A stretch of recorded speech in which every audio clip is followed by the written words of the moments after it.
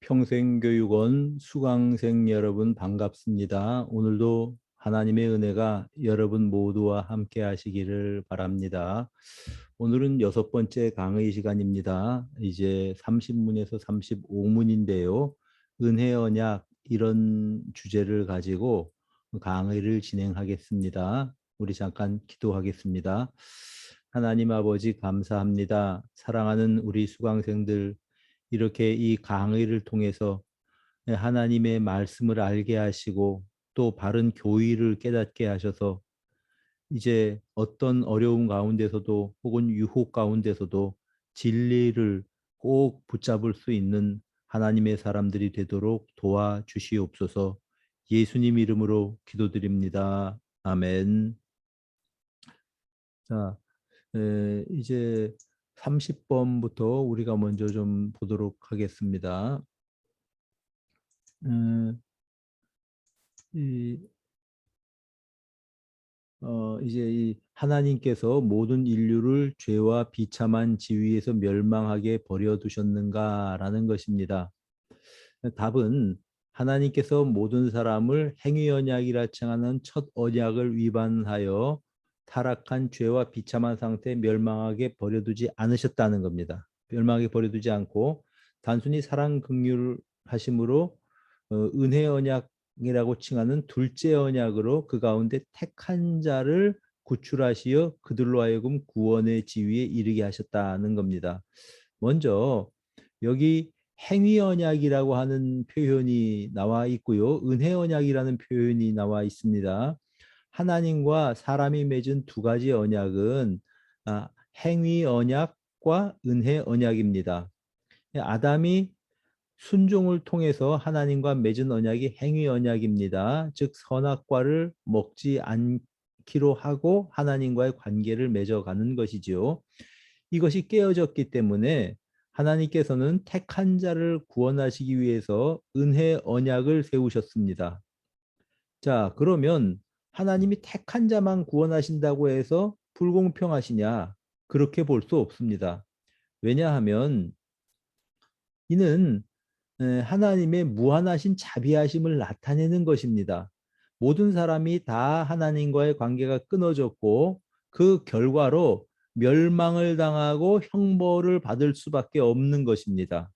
그럼에도 불구하고 그들 가운데에서 하나님께서는 일부 즉 택한 사람들을 불쌍히 보시고 그들 가운데서 그들을 구원하시는 것입니다. 그러니까 하나님이 불공평하다고 표현하는 것보다는 그 택하신 자들에 대한 하나님의 무한하신 사랑과 자비를 나타내는 것이다. 그래서 우리가 은혜 언약이라고 부르는 겁니다. 자, 그러면 누가 택한 사람인지 어떻게 알 수 있습니까? 사람이 알 수 없습니다. 그래서 우리가 함부로 저 사람은 택한 사람이야, 저 사람은 아니야, 이렇게 판단해서는 안 된다는 겁니다.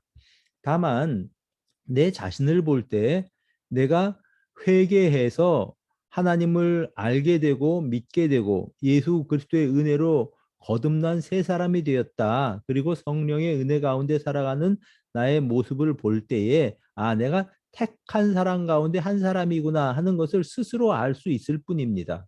남을 향해서 뭐 택한 사람이니 아니니 하고 우리가 판단하고 비판해서는 안 된다는 뜻이지요. 자, 31번 봅시다.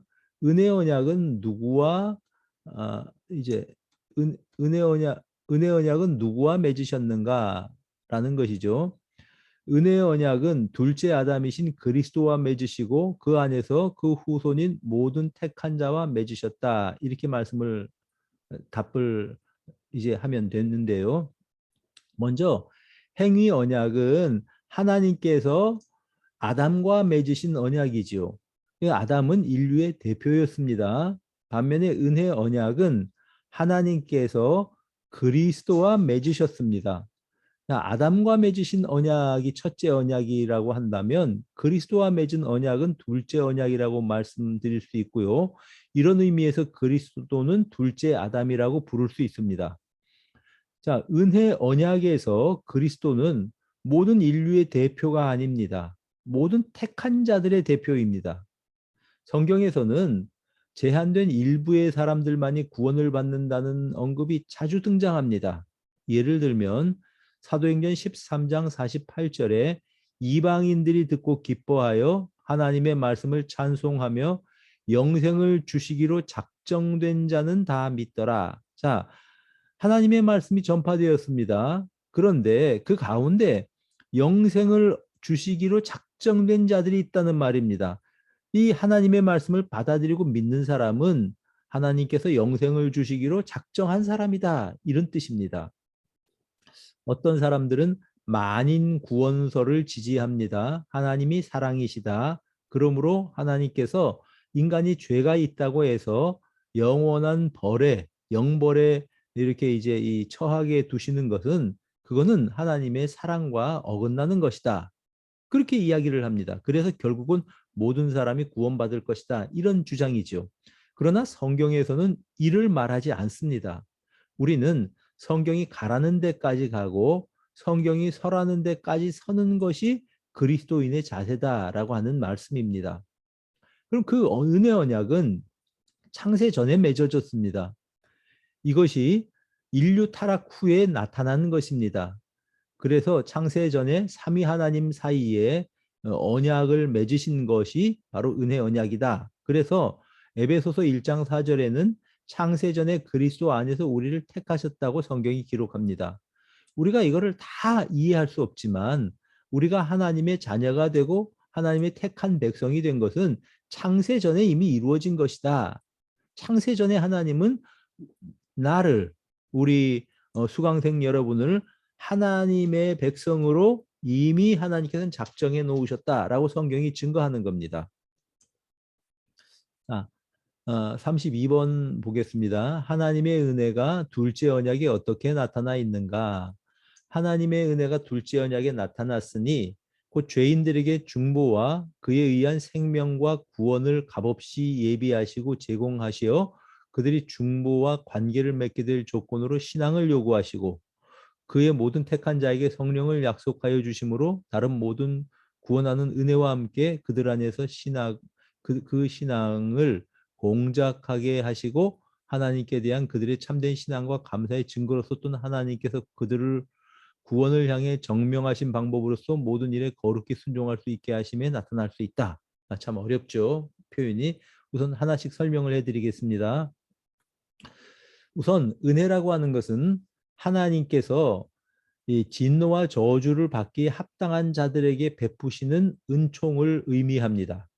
이 은혜를 위해서 그냥 은혜를 주실 수 없기 때문에 중보자를 제공하셨습니다.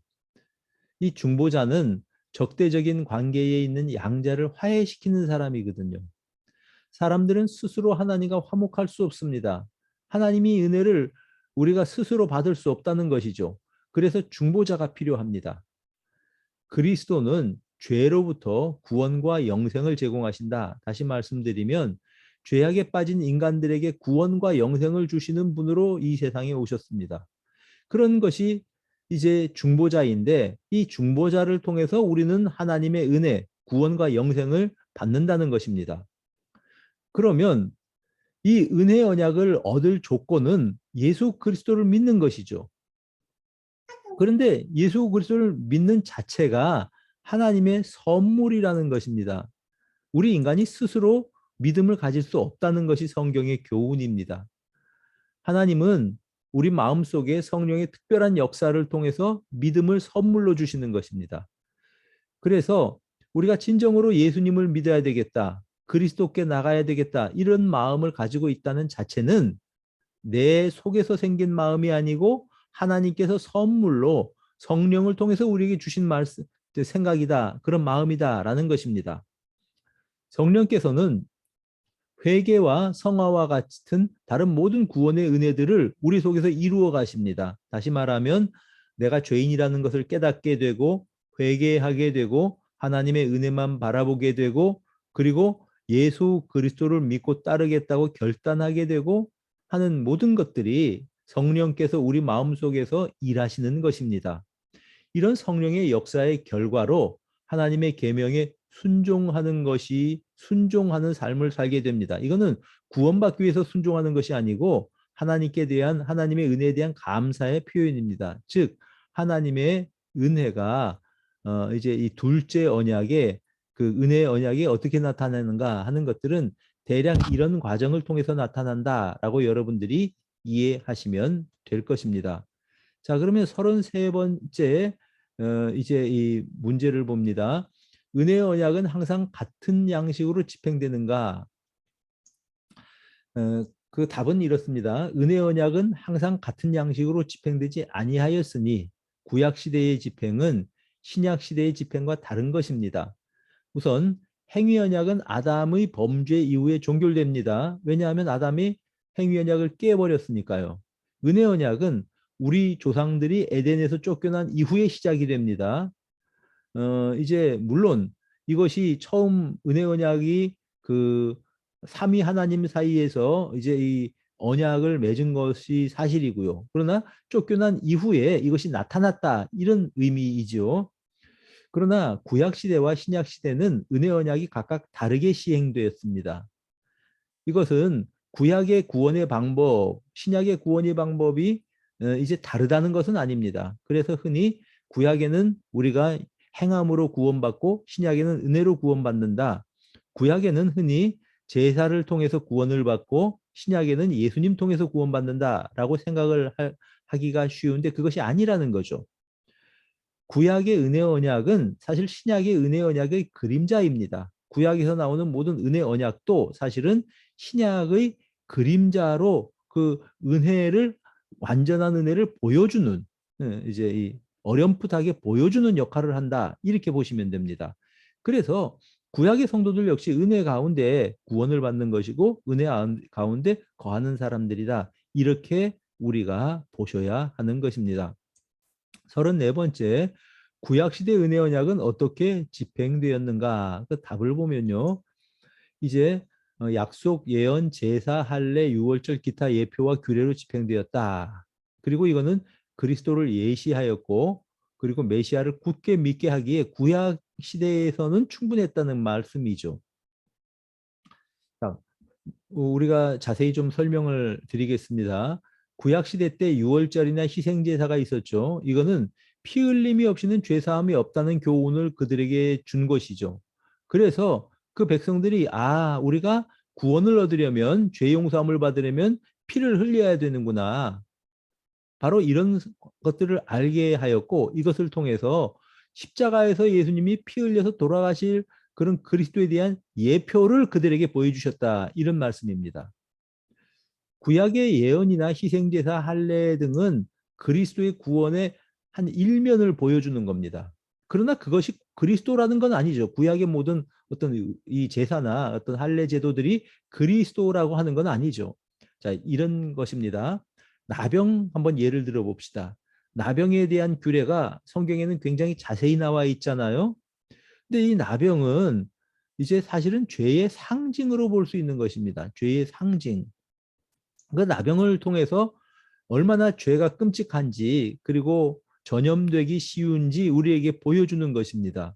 그래서 이 나병이 낫게 되는 규례들을 통해서 이 나병으로부터 구원을 받을 수 있고 깨끗함을 받을 수 있다고 하는 가능성을 보여준 것이죠. 이 나병은 죄의 상징입니다. 그러므로 죄를 깨끗이 용서받을 수 있는 가능성을 이런 것들을 통해서 간접적으로 보여주신 것입니다. 여러분 구약에서의 여러 신앙 규례들은요 완벽한 거 아닙니다. 그러나 그리스도가 오신 후에 오시기까지 그들의 신앙을 지탱해 주었습니다. 구약 시대의 성도들은 제사를 지내고 희생 그 여러 절기를 지키고 이런 것들을 통해서 할례를 받고 이런 것들을 통해서 그들의 신앙을 지켜왔다는 것이죠. 그래서 이것들은 완전하지는 않지만 신약의 그림자라고 볼 수 있습니다. 그래서 오늘날 예수께서 오신 이후에는 이런 것들이 다 필요가 없어졌습니다. 그럼에도 불구하고 구약의 성도들 역시 은혜 가운데 그리스도 안에서 구원을 받았다. 이렇게 우리가 말할 수 있는 것입니다. 자, 35번째 우리 질문을 보도록 합시다. 신약 시대의 은혜의 언약은 어떻게 집행이 되는가? 자, 실상이 그리스도죠. 그 실상이신 그리스도께서 나타나신 신약 시대에는 이런 은혜 언약이 이제 그 오늘도 그 당시나 오늘도 여전히 말씀 전함, 세례, 성찬의 성례를 거행함으로 집행이 됩니다. 구약 시대 때는 뭐 여러 가지 신탁도 있었고 예언이죠 일종의 그리고 할례도 있었고 뿐만 여러 가지 절기도 있었고 제사도 있었습니다. 신약 시대 때는 이것들이 어떻게 집행이 되냐 하면은 이제 말씀 전함, 세례, 성찬, 성례 이 두 가지를 통해서 집행이 된다는 말씀입니다. 신약은 새로운 언약이라는 뜻이죠. 이는 은혜 언약의 시대가 열렸음을 보여주는 것이죠. 물론 구약도 언약이지만요. 이제 신약의 은혜 언약은 신약에는 말씀 선포와 세례, 성찬, 성례를 통해서 시행됩니다. 이것이 구약과의 차이라고 할 것입니다. 자, 여러분, 우리가 은혜 언약이 무엇인지, 이제 행위 언약이 무엇인지 한번 우리가 다시 생각해 보았습니다. 우리는 하나님의 은혜 언약 안에 있는 하나님의 택함 받은 하나님의 자녀들입니다. 이 믿음 흔들리지 않고 굳게 간직하고 이제 이 한 주간도 믿음으로 살아가시기를 주님의 이름으로 축복합니다. 감사합니다.